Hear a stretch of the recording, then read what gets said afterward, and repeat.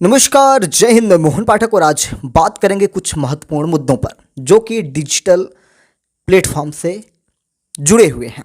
बात करेंगे इसमें हम आज दो मुद्दों पर, एक तो डिजिटल अरेस्ट पर जिसकी चर्चा मन की बात में प्रधानमंत्री नरेंद्र मोदी ने की, साथ ही साथ जिसका शिकार भारत का कई नागरिक जो है हो चुका है। और इसके बाद अब इस पर लगातार चीज़ें सरकार अपने ध्यान में लेकर इस पर काम कर रही है। भारत के एक उद्योगपति भी इसका शिकार होकर लगभग करोड़ों रुपए दे दिए। साथ ही साथ 3 से 4 दिनों तक किस प्रकार से अपने घर में ही कैद रहे, जिसे कहा गया डिजिटल अरेस्ट। और इसी की चर्चा हम करेंगे। फिर डिजिटल कॉन्डोम की हम बात करेंगे। डिजिटल कॉन्डोम क्या है, वो भी ये एक तरह से साइबर अपराध से, साइबर फ्रॉड से भी संबंधित है। तो डिजिटल कॉन्डोम का मतलब आप कुछ और मत समझिएगा, लेकिन जो आप समझ रहे हैं उसी चीज़ से रिलेटेड है, लेकिन रोकथाम है। डिजिटल कॉन्डोम का मतलब एक तरह से आप कह सकते हैं रोकथाम। तो रोकथाम क्या है?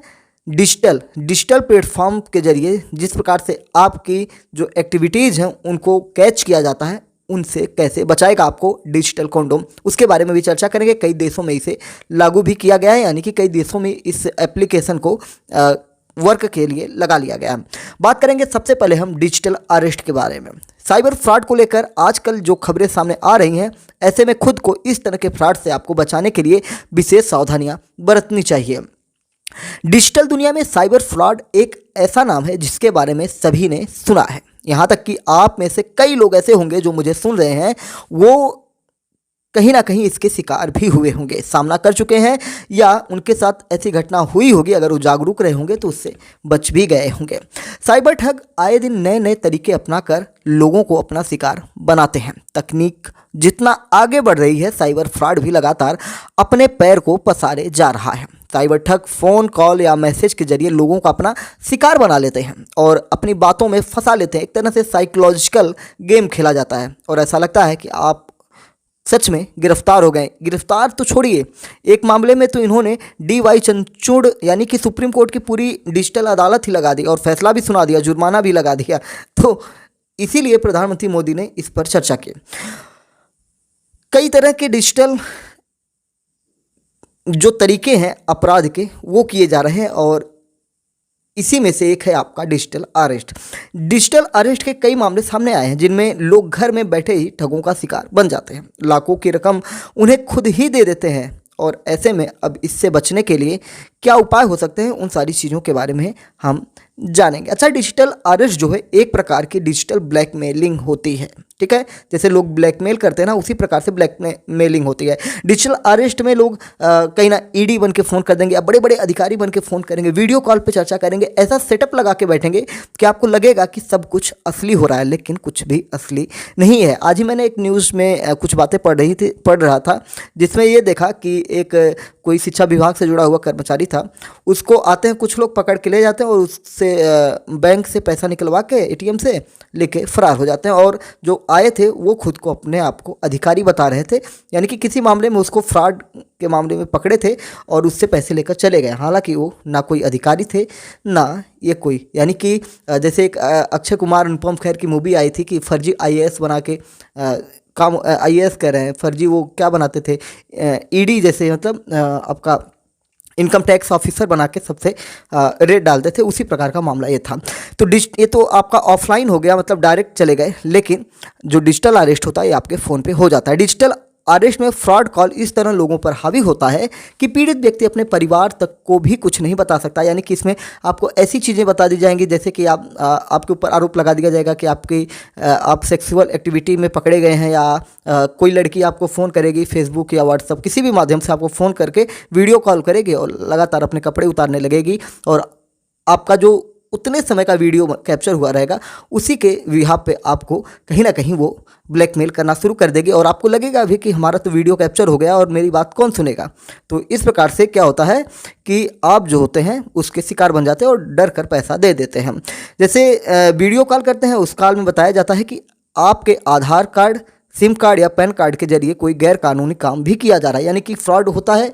बताया जाएगा कि आपका जो नंबर है या आपका कोई डॉक्यूमेंट है उसके जरिए स्मगलिंग की जा रही है या कुछ अवैध कार्य किए जा रहे हैं, और जिसे सुनकर आप डर जाते हैं और इसी डर का फ़ायदा ये फ्रॉड ठग उठाते हैं।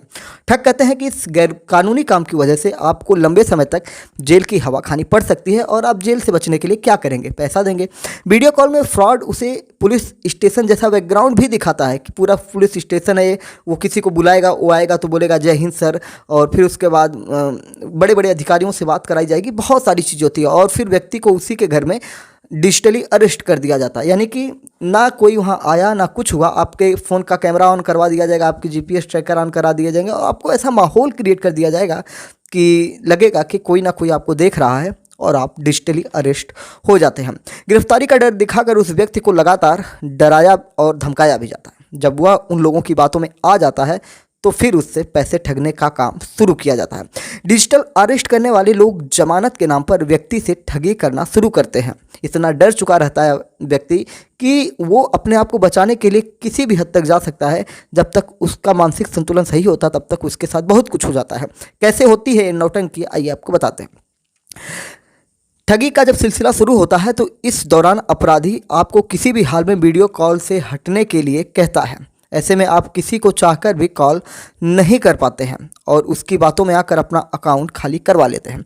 जब तक आपको साइबर फ्रॉड का एहसास होता है तब तक आपका अकाउंट खाली हो चुका होता है। और ये इतना सिक्योर होता है इनका, जो जिस तरीके से आपके साथ ये फ्रॉड होता है, इतनी उसमें टेक्निक यूज की जाती है कि आप कहीं ना कहीं, भले ही बाद में जाके पुलिस में जाते हैं तो उस पर कहीं ना कहीं उनको पकड़ पाना मुश्किल हो जाता है, लेकिन सही समय रहते हुए अगर आप वहाँ पे जा सकते हैं तो ऐसा आपके साथ हो सकता है। आपके साथ भी घटनाएं हुई होंगी, हमारे साथ भी हुई हैं, सबके साथ होती है ऐसे फ्रॉड। लेकिन जैसे मेरे साथ भी होने की गुंजाइश थी, लेकिन मुझे पता था, मैं खुद ही अधिकारी बन के उससे बात करने, मतलब मैं खुद ही अधिकारी बन गया कि भैया मैं खुद ही अधिकारी हूँ, अभी मैं तुम्हें पकड़ रहा हूँ, तो वो खुद ही फ़ोन काट के भाग गया था। तो मुझे पहले से इसके बारे में जानकारी थी कि साइबर फ्रॉड होता है, आपको ऐसे अननोन फ़ोन आएगा। क्योंकि कोई भी अधिकारी कोई भी चीज़ ऑनलाइन, देखिए ऑनलाइन सब कुछ है, लेकिन अभी ऐसे प्रावधान नहीं है भारत में कि आपको ऑनलाइन आपको अरेस्ट कर लिया जाए, फिर आपसे ऑनलाइन ही आपका सुप्रीम कोर्ट में मुकदमा चल जाए, फिर उसके बाद ऑनलाइन आपको तुरंत सजा से, मतलब 1-2 दिन 3 दिन के अंदर में आपको इतना फास्ट, वो भी इंडिया में जहाँ पे आदमी को न्याय मरने के बाद मिलता है, और उस इंडिया में आपको तुरंत डिजिटली सब कुछ हो जाता है और आपसे पैसे ऐंठ लिए जाते हैं। इतना आसान है क्या भारत में केस चलना? चलिए आइए आपको बताएं कि डिजिटल अरेस्ट से बचने के लिए आपको क्या काम करना चाहिए, क्योंकि बचना भी है। तो सबसे पहले इस बात का आप ध्यान रखें कि कोई भी सरकारी जांच एजेंसी या पुलिस आपको कॉल या वीडियो कॉल पर धमकी नहीं देती है। यानी कि अगर आप कोई अपराध किए भी हैं तो आपको भले ही मान लीजिए थाने से कॉल आ जाए, कुछ भी आ जाए, फिर बाद में आपको थाने पे बुलाया जाता है, या कोई बड़ी जांच एजेंसी है तो वो भी आपको अपने ऑफिस बुलाती है, आपको मौका देती है। कई बार आपको समन आते हैं, लेटर्स आते हैं, या बहुत सारी चीज़ें हैं जो प्रक्रियाएँ हैं, लेकिन आपसे पूछताछ डायरेक्ट आपको ऑफलाइन बुला के की जाती है। आमने सामने अधिकारी, पुलिस कर्मचारी या जो भी जिस विभाग से संबंधित होगी बातें, वो आपको आमने सामने बात करना। वीडियो कॉल पर आपको किसी भी प्रकार से, आप कितने भी बड़े अपराधी हैं, आपको कोई अधिकारी धमकी नहीं दे सकता। ना ही आपको वीडियो कॉल पर ही आपको जमानत दे दे, या वीडियो कॉल पर आपकी कॉन्फ्रेंस में करके सुप्रीम कोर्ट या हाई कोर्ट में आपकी सुनवाई करने लगे तुरंत 1-2 दिन के अंदर में, तो ऐसा कुछ नहीं होता है। ठीक है, जांच एजेंसी और पुलिस कानूनी प्रक्रिया के तहत कार्रवाई करते हैं, इसलिए अगर आपके पास ऐसा कोई भी कॉल या वीडियो कॉल आए तो आप सतर्क हो जाएं। और आपको अगर लगे कि ये अननोन नंबर है और अजीब तरह का नंबर दिखाई दे, जैसे भारत का नंबर ना हो, विदेश का नंबर हो, तो आप अपने फ़ोन का रेड बटन दबाइए। यानी कि एक हरा एक रेड, हरे से आप फ़ोन उठाते हैं, लाल वाले बटन से आप फ़ोन काटते हैं, तो तुरंत रेड बटन दबाइए और फ़ोन को काट दीजिए। आपको उससे बात करने की ज़रूरत ही नहीं है। इस तरह के डराने व धमकी देने वाले कॉल की सूचना आपको अपने स्थानीय पुलिस स्टेशन को दे देनी है। इसके बाद 1930 नेशनल साइबर क्राइम हेल्पलाइन पर कॉल करके आपको शिकायत दर्ज करनी पड़ेगी। नंबर क्या है? 1930 1930। आप चाहे तो सोशल मीडिया के माध्यम से भी डिजिटल अरेस्ट की शिकायत दर्ज कर सकते हैं। इसके लिए आपको सोशल मीडिया साइट एक्स पर @cyber डोस्ट पर पोस्ट करना होगा। यानी कि ट्विटर से आप इस साइबर डोस्ट पर पोस्ट करके आप वो सूचना दे देंगे, तो ट्विटर के माध्यम से जो भी संबंधित विभाग है वो इस पर कहीं ना कहीं काम करना शुरू कर देगी। हाँ, अगर आपके साथ ऐसा हुआ है तो आप पोस्ट कई बार करिएगा, 10-20 बार कर दीजिएगा, या फ़ोन करना होगा तो लगातार करिएगा, या कोई भी जो और अन्य व्यवस्थाएं अगर भविष्य में आ रही हैं तो उसको लगातार करते रहिएगा जब तक आपकी सुनवाई ना हो, क्योंकि ऐसे मामले रोज़ होते हैं और हज़ारों लोगों के साथ होते हैं। तो हज़ारों लोग रहते हैं, तो आपका नंबर कब आएगा तब तक आपके साथ फ्रॉड हो जाएगा। इसलिए लगातार करते रहिए, या तुरंत अपने पास के थाने में पहुँच जाइए, पुलिस को सूचना दीजिए, ठीक है, जिससे पुलिस उस पर डायरेक्ट एक्शन लेके आपको तुरंत उससे बचाने की कहीं ना कहीं शुरुआत कर दे। उम्मीद है कि डिजिटल अरेस्ट के बारे में अब सारी चीज़ें आपको पता चल चुकी होंगी, और भविष्य में अगर आपके साथ या आपके दोस्तों के साथ या आपके परिवार के साथ या आपके घर के बच्चों के साथ भी ऐसी घटनाएं हो सकती हैं, या आपके पेरेंट्स के साथ ऐसी घटनाएं हो सकती हैं, क्योंकि एक मामला निकल के आया था जिसमें ये बताया गया था कि एक लड़की कहीं गई थी किसी काम से, और उसके घर फ़ोन आता है कि आपकी बेटी जो है सेक्स स्कैंडल में पकड़ी गई है। उस घटना के दौरान क्या हुआ कि उसकी जो माँ थी उसी ने फ़ोन उठाया था, उस माँ को दिल का दौरा पड़ा और वो उसकी डेथ हो जाती है। फिर जब उसकी बेटी घर पे आती है तो उसको सारी जानकारी होती है, तो वो बताती है कि ये सारी चीज़ें झूठ है, और फिर उसके बाद पुलिस को बताया जाता है, लेकिन तब तक माँ चली जाती है, मर चुकी होती है। यानी कि बहुत सारी ऐसे ऐसे मामले आए जिसके बाद प्रधानमंत्री नरेंद्र मोदी ने इस मामले को मन की बात में बताई थी, और जिसको आज हमने एक्सप्लेन कर दिया डिटेल में। अब बात करते हैं कि जो लॉन्च हुआ है डिजिटल कॉन्डोम, इसे कॉमडोम के नाम से भी जानते हैं। या देखिए, डिजिटल कॉन्डोम DIGITAL CONDOM, और इसे डिजिटल COMDOM यानी कि कॉमडोम के नाम से भी जानते हैं। दो नाम इसको आप समझ सकते हैं, ठीक है। फिलहाल सोशल मीडिया में इसे डिजिटल कॉन्डोम के नाम से ही अभी जाना जा रहा है। तो इसका क्या खास मकसद है, क्यों लेकर आए हैं, और जर्मनी की जो कंपनी है उसने इसे क्यों बनाया, इसका इस्तेमाल कैसे होता है, सब कुछ आपको बताएंगे, क्योंकि आपके मोबाइल में एक ऐप की तरह काम करने वाला है।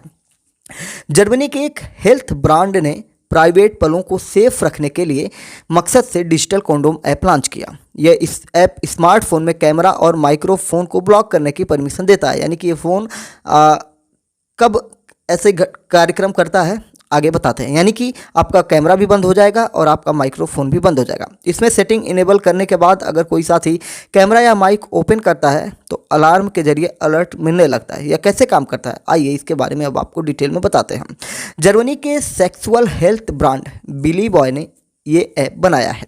इसका नाम डिजिटल कॉन्डोम है। इसे कैमडोम के नाम से भी जाना जा रहा है।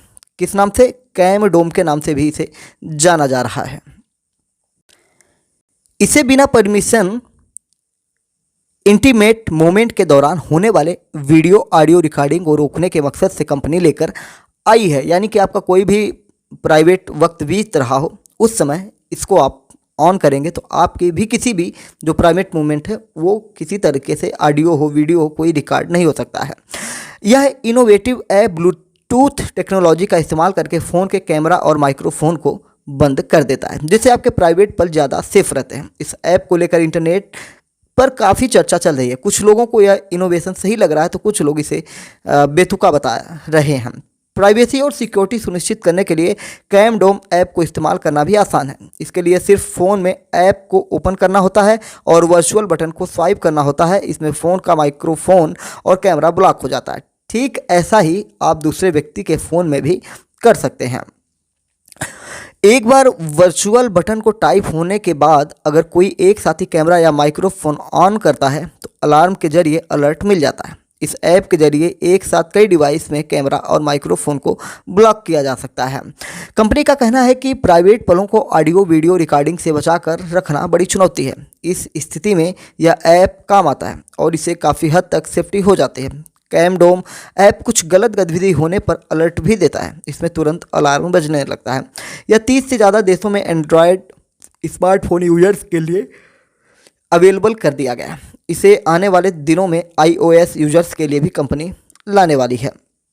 ऐप को बनाने वाले डेवलपर फिलिप एल्मेडिया का कहना है कि आजकल हमारे ज़िंदगी का अहम हिस्सा बन गए हैं फ़ोन। हमारा ज़्यादातर प्राइवेट डेटा फ़ोन में ही स्टोर होता है, इसलिए बिना परमिशन आपको निजी पलों की रिकॉर्डिंग करने के लिए या रिकॉर्डिंग से बचाने के लिए हमने ऐसा ऐप बनाया है जो ब्लूटूथ के इस्तेमाल से फ़ोन के कैमरे और माइक को ब्लॉक कर सकता है। ऐप को इनोसियन बर्लिन के साथ साझेदारी में विकसित किया गया है। इनोसियन बर्लिन के CEO ग्रेवियल ने कहा, इनोसियन बर्लिन में हम न केवल अपने ग्राहकों के लिए बड़े पैमाने पर समाज की परेशानियों को सॉल्व करने के बारे में सोचते हैं, इसलिए हमारे लिए बिली बॉय के साथ मिलकर इस ऐप को विकसित करना जरूरी था ताकि यूजर्स को गैर सहमति वाली कंटेंट लीक होने से बचाया जा सके।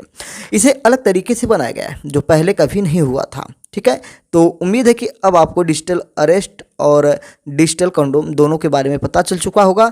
तो डिजिटल अरेस्ट पर ज़्यादा ध्यान दीजिए। डिजिटल कंडोम जो था सिर्फ एक नॉलेज के लिए हमने आपको बता दिया, परीक्षा में पूछ भी सकता है कि क्या चीज़ है। तो आप बताएंगे कि साइबर से बचने के लिए या आपके किसी भी वीडियो लीक्स वगैरह से बचने के लिए ये कहीं ना कहीं आपको सुरक्षित रखता है। ठीक है, तो ये आपका साइंस एंड टेक्नोलॉजी से रिलेटेड हो गया और डिजिटल अरेस्ट भी आपका साइंस एंड टेक्नोलॉजी से रिलेटेड हो जाता है। तो चलिए फिर मिलेंगे किसी बड़ी अपडेट के साथ। चैनल पर नए हैं तो एमपीएस हिंदी को सब्सक्राइब कर लीजिए। आपको बहुत सारी चीज़ें एमपीएस हिंदी के प्लेलिस्ट में मिल जाएगी, वहाँ आप विजिट करिए जहाँ पर आपको मिलेगी जम्मू कश्मीर की कहानी, पूरा इतिहास आपको मिलेगा। अयोध्या राम मंदिर से जुड़े हुए पूरे इतिहास आपको मिल जाएंगे। प्लेलिस्ट में अलग अलग पार्ट्स बने हैं। वहीं आपको हरियाणा से जुड़ी कुछ घटनाएं मिल जाएंगी, फिर उसके बाद महाराष्ट्र से जुड़े कुछ घटनाएं मिल जाएंगी। भविष्य में और भी जगहों से जैसे झारखंड हुआ और भी जो राज्य हुए उनके बारे में भी कहानियाँ आपको सुनने को मिलेंगी। इतिहास जो प्रामाणिक है वो आपको हम बताने की कोशिश करते हैं। तो चलिए फिर मिलते हैं।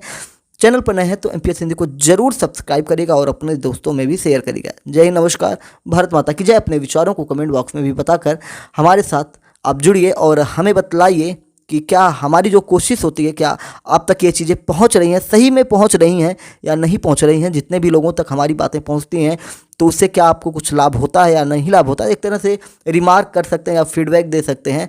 तो कमेंट बॉक्स इसीलिए बना है कि आप, ठीक है, आप कुछ भी नहीं लिख सकते हैं तो आप हमारे बारे में लिखिए कि हमारी तरफ से, एमपीएस हिंदी की तरफ से जो भी चीज़ें आपको दी जा रही हैं उसमें और क्या गुणवत्ता लाई जाए। ठीक है, तो चलिए फिर मिलते हैं, तब तक के लिए जय हिंद, नमस्कार, भारत माता की जय।